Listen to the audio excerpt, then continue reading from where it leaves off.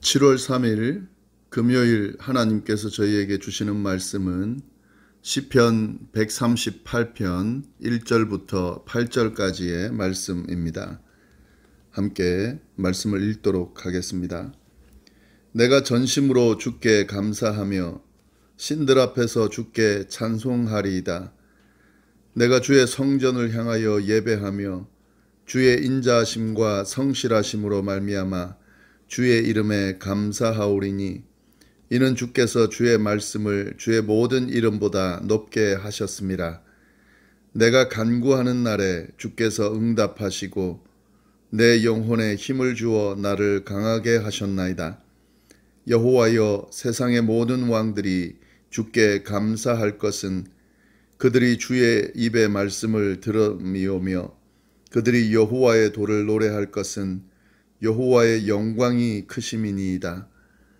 여호와께서는 높이 계셔도 낮은 자를 굽어 살피시며 멀리서도 교만한 자를 아심이니이다. 내가 환난 중에 다닐지라도 주께서 나를 살아나게 하시고 주의 손을 펴사 내 원수들의 분노를 막으시며 주의 오른손이 나를 구원하시리이다. 여호와께서 나를 위하여 보상해 주시리이다. 여호와여, 주의 인자하심이 영원하오니 주의 손으로 지으신 것을 버리지 마옵소서. 아멘. 시편을 보면은 다윗의 시가 많이 나옵니다. 이 다윗의 시들이 모음집으로 되어서 이렇게 계속 나오는데요. 오늘 본문 138편부터 145편까지 이 다윗의 시로 묶여져 있습니다. 계속 살펴볼 이 8편의 시가 다윗의 시라는 사실을 감안하고 쭉 읽어 나가면 좋을 것 같습니다.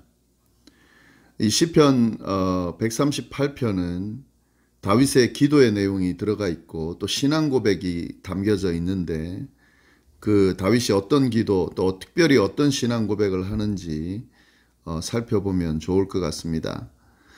주로 이 다윗이 드리는 기도와 신앙 고백 속에는 하나님에 대한 감사의 내용이 주를 이루고 있는데요. 그 내용을 쭉 1절부터 살펴보도록 하겠습니다. 1절을 보면은 이렇게 되어 있습니다. 내가 전심으로 주께 감사하며 신들 앞에서 주께 찬송하리로다. 다윗은 지금 하나님께 전심으로 감사하다고 고백하고 있습니다. 그러면서 신들 앞에서 찬송하겠다 이렇게 고백하고 있습니다. 이 모습이 다윗의 모습인데요. 특별히 이 신앙인 다윗의 모습입니다. 이 다윗의 모습을 통해서 우리는 신앙인으로서의 바른 자세가 어떤지 잘 알 수가 있는데 신앙인으로서의 바른 자세가 뭐냐면 하나님께 전심으로 감사하는 자세, 이것이 신앙인의 바른 자세입니다. 이 다윗이 보여주는 모습인데 다윗은 하나님께 전심으로 감사한다 이렇게 고백하고 있습니다. 하나님께 감사하는 삶, 특별히 전심으로 감사하는 자세, 그것이 바로 다윗이 보여주는 자세고 신앙인의 바른 자세입니다. 그리고 또 다윗이 뭐라고 고백하냐면 신들 앞에서 찬송한다 이렇게 고백합니다. 이 신들이라 함은 당시 이방 민족들이 섬기던 이방 신들을 의미하는데요. 신들 앞에서 하나님을 찬송한다는 말은 이방 신들의 무의미함도 드러내고 이 이방 신들과 비교했을 때 찬송받기에 합당하신 그런 하나님의 존재를 드러낸다고 볼 수 있습니다. 그래서 이방 신들 앞에서 오직 그 어떤 것보다 위대하신, 그 어떤 것보다 찬양받으시기에 합당하신 그 하나님을 찬송한다 이렇게 고백하고 있는 거죠. 이것이 다윗이 보여주는 하나님에 대한 태도인데요. 이것이 바로 우리 신앙인들이 가져야 할 바른 자세입니다. 그 어떤 허탄한 것들, 어떤 이방신들, 우상들 섬기지 않고 그들 앞에서 당당히 하나님을 찬송하는 그 모습, 그것이 바로 우리 신앙인들의 바른 자세다 하는 사실, 짧은 한 절이지만 우리가 발견해 볼 수 있습니다. 2절 말씀 또 보시면 계속 그 고백을 이어가는데 이렇게 되어 있습니다. 내가 주의 성전을 향하여 예배하며 주의 인자하심과 성실하심으로 말미암아 주의 이름에 감사하오리니 이는 주께서 주의 말씀을 주의 모든 이름보다 높게 하셨음이라. 다윗은 성전을 향해 예배한다라고 고백하면서 주님의 인자하심과 그 성실하심으로 인해 감사한다라고 고백하고 있습니다. 여기서 우리는 다윗이 드리는 이 감사가 자신에게 일어나는 어떤 그 일들, 자신의 형편이나 모습에 따라 그 형편이나 모습이 좋으면 감사하고 그렇지 못하면 감사하지 않는 그런 모습이 아니라는 사실을 알게 됩니다. 이 다윗의 감사의 모습은 어떤 모습이냐면요, 하나님의 존재 자체 그리고 그의 성품으로 인해서 감사한다 이렇게 고백하고 있습니다. 자신에게 어떤 일들이 일어나고 하나님의 어떤 것들을 행했을 때 감사하는 것이 아니라 하나님의 존재 자체, 찬양받으시기에 합당하신 그 하나님께 감사를 드리고 있고요. 그리고 그 성품, 하나님의 백성들을 향하여 또 이 세상을 향하여 보여주시는 그 성품으로 인해서 감사한다라고 고백하는 거죠. 이것이 신앙인의 고백 중에 아주 중요한데요. 우리의 고백도 이런 고백이 돼야 됩니다. 우리에게 뭔가 하나님이 잘해주시면 감사하고 뭔가 필요한 것들을 채워주시면 감사하고 그렇지 못하면 감사하지 않는 그런 모습이 아니라 어떤 우리의 형편에 관계없이 하나님의 존재 자체 찬양받으시기에 합당하신 분이거든요. 또 우리에게 아버지의 모습으로 어머니의 모습으로 우리에게 다가오시는 그 하나님의 성품으로 인해서 우리가 감사할 수 있어야 한다 하는 거죠. 특별히 여기서 주의 말씀을 주의 이름보다 높게 하셨다. 그래서 감사한다. 이게 감사의 조건이 또 하나 더 나오는데 이게 무슨 말이냐면 하나님의 존재와 그의 성품으로 인해서 감사하는데 그것이 어떤 면에서는 좀 추상적으로 보일 수 있는데 더 구체적으로 지금 이야기하는 내용입니다. 말씀을 이름보다 더 크게 하셨다라고 할 때에 이 이름은 존재로 보면 됩니다. 그래서 아까 말씀드린 것처럼 하나님의 존재로 인해서 감사한다. 근데 이 감사 내용을 보면은 하나님께서 보여주시는 그 존재, 하나님의 존재, 그의 성품, 이것이 그냥 멀리 그 감사를 드리는 다윗과 멀리 이렇게 구별되어 있는 것이 아니라 말씀으로 다가오셨다는 것이 아주 중요한데요. 말씀을 이름보다 더 크게 하셨다는 말은 하나님의 존재, 그 존재로 끝나는 것이 아니라 이 말씀은 역사하심, 하나님의 역사하심을 의미하는데요. 이 하나님의 역사하심, 이걸 통해서 하나님의 존재와 성품이 구체적으로 드러났음에 대한 감사다 하는 거죠. 하나님의 존재, 하나님의 성품, 충분히 감사의 제목이 되는데 이 존재와 성품이 말씀을 통해서 구체적으로 드러남으로 인해서 하나님께 감사를 올려드린다라고 지금 고백하고 있는 겁니다. 3절에 보면 이에 대한 설명이 좀 더 자세히 나오는데 3절이 이렇게 되어 있습니다. 내가 간구하는 날에 주께서 응답하시고 내 영혼에 힘을 주어 나를 강하게 하셨다. 다윗은 하나님 앞에 기도를 드렸는데 그 다윗의 기도에 하나님께서 응답해 주셨다라고 고백하고 있습니다. 그리고 그의 영혼에 힘을 주어서 강하게 하셨다라고 고백하고 있습니다. 이것이 감사의 조건인 거거든요. 하나님께 기도를 드렸는데 아마 그때 감사의 기도를 드렸을 겁니다. 하나님의 존재와 또 그 성품으로 인해서 감사의 기도를 드리면서 또 자기의 필요들을 하나님 앞에 간구했는데 하나님께서 그 간구에 응답해 주셨다는 거죠. 그리고 그 다윗의 영혼에게 힘을 주어서 강하게 하시면서 그를 일으켜 세워주셨다. 그에 대한 감사의 내용이다 라고 고백하는 겁니다. 하나님 이런 분이다 라는 내용이 나오는 건데요. 기도에 응답하시는 하나님, 그리고 그 영혼에 힘을 주어 강하게 하시는 하나님, 그래서 감사할 수밖에 없는 하나님, 그런 분이시다 라고 다윗이 지금 고백하고 있는 겁니다. 4절 5절 보시면은 여호와여 세상의 모든 왕들이 주께 감사할 것은 그들이 주의 입의 말씀을 들음이오며 그들이 여호와의 도를 노래할 것은 여호와의 영광이 크심이니이다. 하나님의 말씀을 들은 세상의 모든 왕이 하나님께 감사할 수밖에 없다. 그리고 그들이 여호와의 도를 노래할 수밖에 없다. 하나님은 그런 분이다.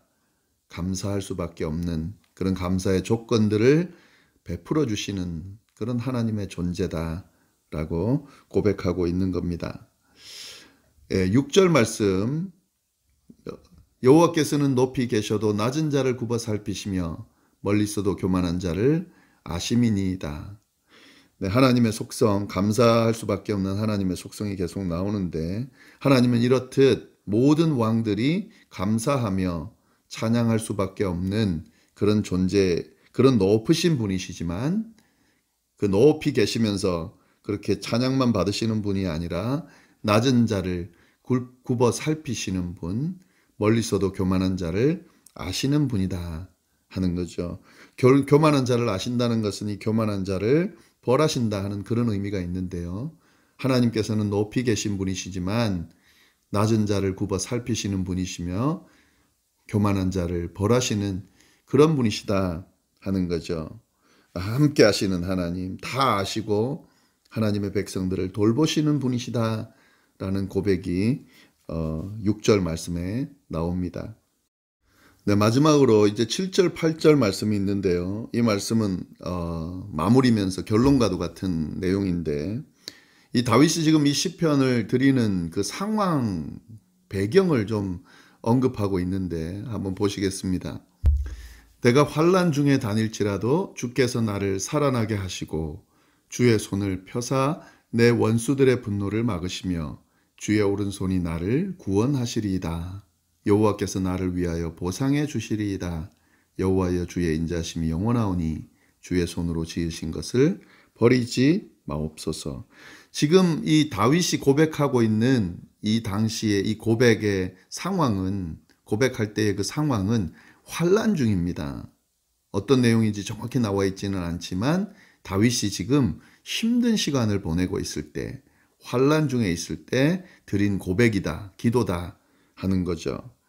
이렇게 환난 중에 있지만 하나님께서는 살아나게 하셨다. 내가 환난 중에 다닐지라도 주께서 나를 살아나게 하셨다. 또한 주의 손을 펴사 내 원수들의 분노를 막으시면서 주의 오른손으로 구원하셨다. 이렇게 고백하고 있는 거죠. 그러면서 뭐라 그러냐면요, 여호와께서 나를 위하여 보상해 주시리라. 지금 비록 환난 가운데 있지만 하나님께서 그 환난 가운데서도 살아나게 하시고 그리고 원수들의 분노를 막으시면서 구원해 주신다. 그리고 보상해 주신다. 갚아 주신다 하는 겁니다. 다윗은 그렇게 고백하고 있습니다. 그래서 기도하는 거죠. 여호와의 인자하심이 영원하오니 주의 손으로 지으신 것, 자신을 말하는 거죠. 버리지 말아 달라고 그렇게 기도하는 거죠. 정리해서 보면은 다윗은 지금 하나님을 향해서 감사하면서 찬양하고 또 기도하고 있는데 이 상황이 하나님께서 감사의 거리들을 주시고 찬양의 거리들을 주셨기 때문에 그렇게 하는 것이 아니라 그의 성품 때문에 또 그의 존재 때문에 감사하지만 특별히 말씀을 통해서 역사하시는 그 하나님의 구체적인 돌보심 때문에 감사하고 있다 이렇게 고백하고 있습니다. 특별히 환난 중이지만 환난 중에도 살아나게 하시고 원수들을 막아주시고 구원하여 주시며 그리고 보상해 주시고 갚아 주시는 그 하나님의 신실하심과 또 구체적인 돌보심으로 인해서 내가 감사와 찬양을 올려드립니다. 또 하나님 버리지 말아 달라고 그렇게 기도하는 거죠. 찬양이란 그런 겁니다. 또 하나님께 드리는 감사라는 것은 바로 이런 겁니다. 어떤 조건들, 거리들이 다 주어졌기 때문에 감사하는 것이 아니라 언제든지 감사의 제목들, 감사의 거리들을 주시는 하나님의 존재, 성품, 또 그가 행하시는 모든 약속하시고 말씀하시고 또 이루어 주시는 그 모든 것들로 인해서 찬양받고 감사의 고백을 드릴 수밖에 없는 그런 하나님이시다라는 사실을 다윗의 시를 통해서 우리가 알 수가 있습니다. 이 하나님이 바로 우리가 믿는 하나님입니다. 이 하나님께 우리도 다윗처럼 그렇게 다가갈 수 있고 또 감사 찬양 드릴 수 있고 간구할 수 있게 되면 좋겠습니다. 오늘 말씀 잘 생각하시면서 또 오늘 하루도 승리하실 수 있기를 간절히 바랍니다. 기도하겠습니다. 하나님 아버지 감사합니다. 오늘도 귀한 말씀 주셔서 감사합니다. 특별히 다윗의 고백을 통하여 우리의 신앙의 자세를 돌아볼 수 있게 하여 주시니 감사합니다.